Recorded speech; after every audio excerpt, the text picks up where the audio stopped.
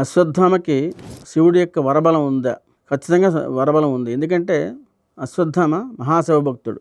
ద్రోణాచార్యుడి దగ్గర విలువిద్య నేర్చుకున్నప్పుడు అశ్వత్థామకి ఎంతైతే శస్త్ర పరిజ్ఞానం ఉందో అర్జునుడికి కూడా అంత శస్త్ర పరిజ్ఞానం ఉంది.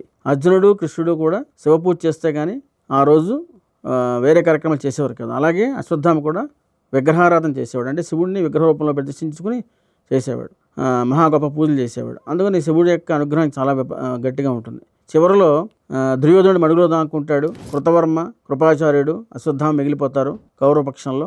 వాళ్ళు ఏం చేస్తారంటే ఆయన దగ్గరికి వెళ్తారు. వెళ్తే అశ్వత్థామని సైన్యాధ్యక్షుడిగా నియమిస్తాడు. ఈయన అందరూ అయిపోయారు కాబట్టి నా కోరిక ఏంటంటే పాండవులు మొత్తం నశించాలి, పాండవులు అందరినీ చంపేయాలని చెప్తాడు. ఈయన ఉద్రేకంతో ఊగిపోతూ వెళ్తాడు. అదొకటే కాకుండా తన తండ్రిని ధృష్టద్యుమ్నుడు రణభూమిలో పేకనకి చంపేస్తాడు.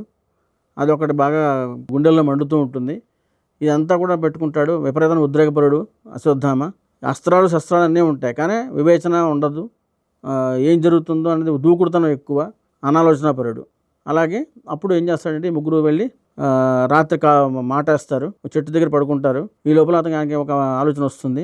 రాత్రి చంపేస్తే బెటర్ కదా అనుకుంటాడు. వీళ్ళు చెప్తారు, కృపాచార్యుడు అంటాడు చాలా తప్పది, రాత్రి యుద్ధం చేయకూడదు కదా, రాత్రి నిద్రపోతున్న చంపకూడదు కదా అంటే లేదు లేదు మా ద్రోణుడు మా నాన్నని చంపలేదా దుష్టద్యుమ్నుడు, ఆయన ప్రాయోపేషన్ చేసినప్పుడు కూడా ఆయన పీక నరికేశాడు, ఖచ్చితంగా వాడు నా చేతిలో చావాల్సిందే, వాడితో పాటు పాండవులు ఎవరు బతకడానికి లేదు అంటాడు.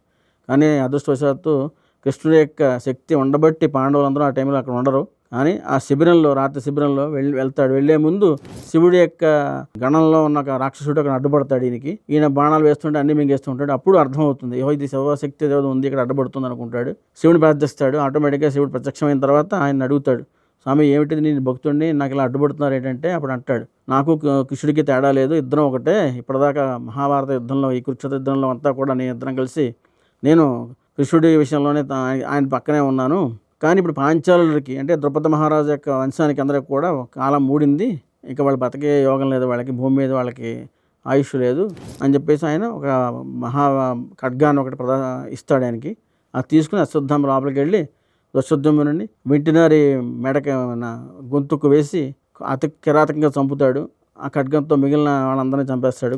పాండవులు కూడా యుద్ధంలో ఓడిపోతారు, అందరూ పోతారు, అందరిని నరికేస్తాడు. సెకండ్ని చంపేస్తాడు. ఎవరిని మిగల్చకుండా వస్తాడు వీరావేశంతో. ఇది యొక్క శివుడి యొక్క శక్తి వల్ల జరుగుతుంది. ఎందుకంటే ఇంకా వాళ్ళకి ఇంకా భూమి మీద నూకలు లేవు కాబట్టి వాళ్ళు మరణిస్తారు. అప్పుడు అలాగే ఎంత శివభక్తి ఉన్నా కూడా కృష్ణుడు అర్జునుడు లింగ రూపంలో చేయడం వలన వాళ్ళకి కాస్త ఎక్కువ శక్తి ఉంటుంది అని చెప్పేసి వ్యాసుడు ఒకసారి అశ్వత్థామ అడిగిన సందేహానికి సమాధానం చెప్తాడు.